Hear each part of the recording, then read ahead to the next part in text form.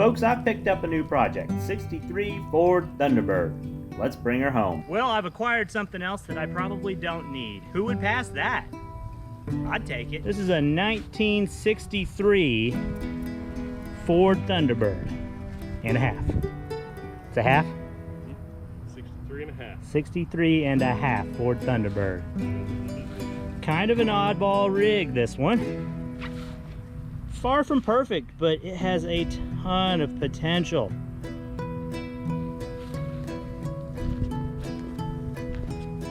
And look at the jet nozzles poking out of the back of this thing.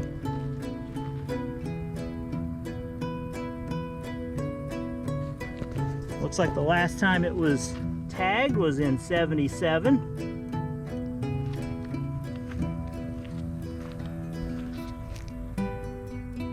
And it is not in terrible shape. I mean, it's rusty for sure.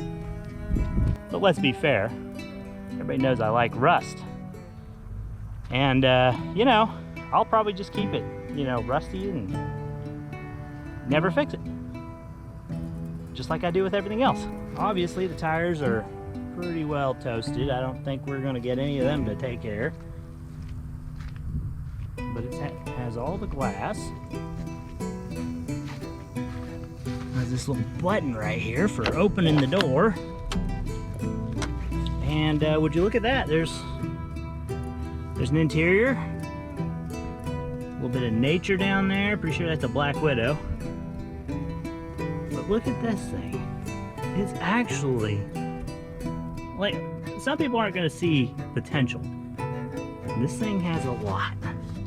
And, ugh, if I get in here without getting tetanus, it's a limited edition 166 out of 2,000.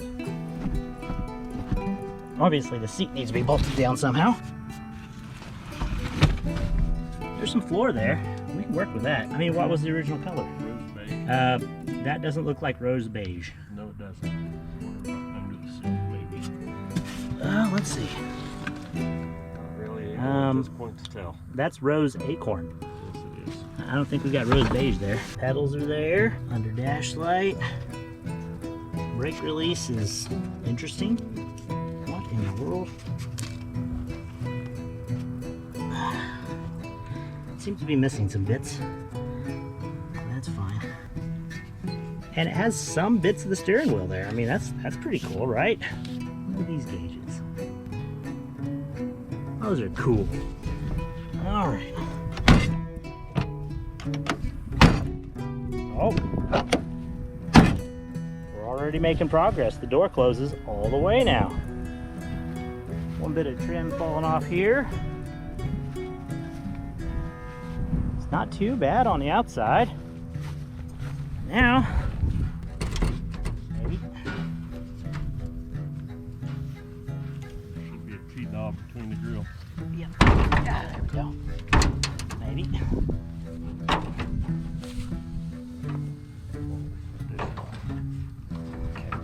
Catch it. Oh yeah. There you have it.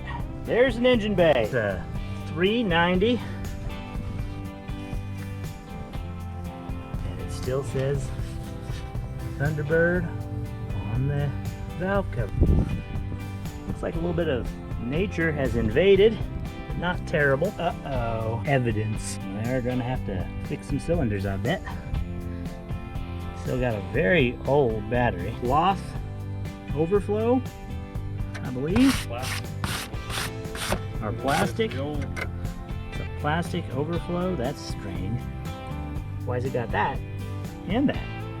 Is that the washer? That has to be the washer. It's pretty cool though. It's actually in pretty good order considering. So there's not much more to do except to jack it up and we take it over to the shop and start working on it in between other projects.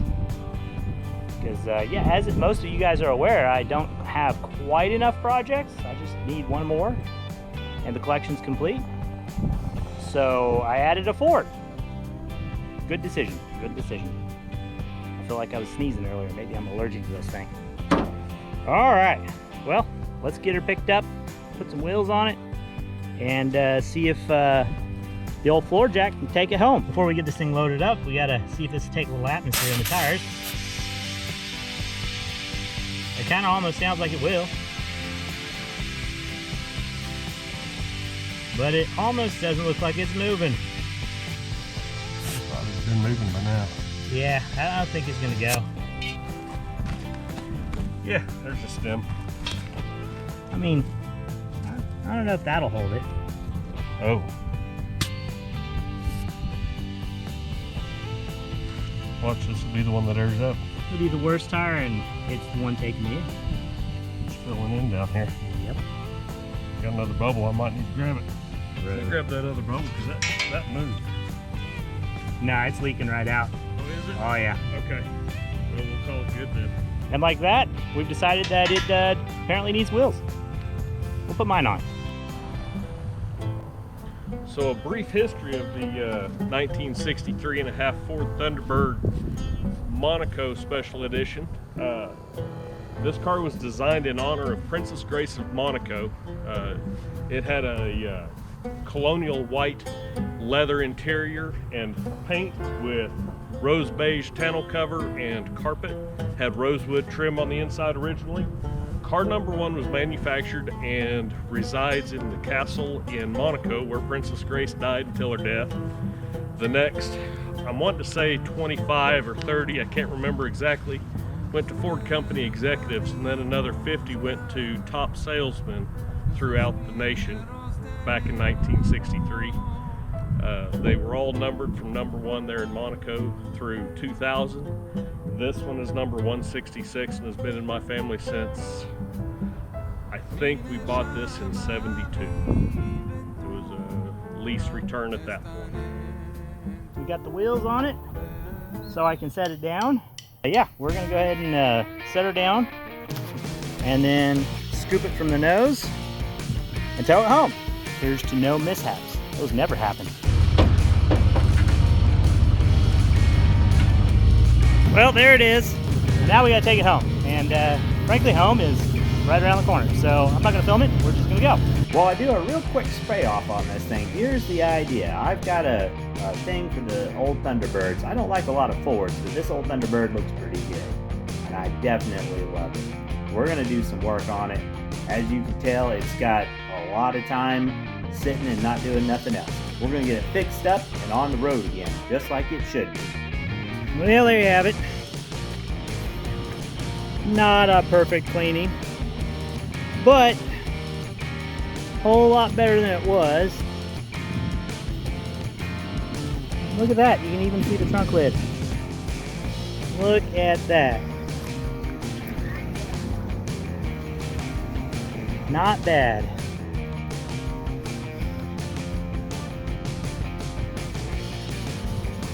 A little bit of hail dents, but I mean, what else is to be expected from around here? I think that's about that. I'm going to take it home, we're going to park it, and next time we're going to start getting into it and try to make it run. My understanding from the gentleman I acquired it from is the transmission is bad, so at a bare minimum I'm probably going to have to put a transmission in. But the old 394 valve in there, it could be kind of hard to start too, so we're going to find out. And there's some rust on this, so remember, trust in the rust.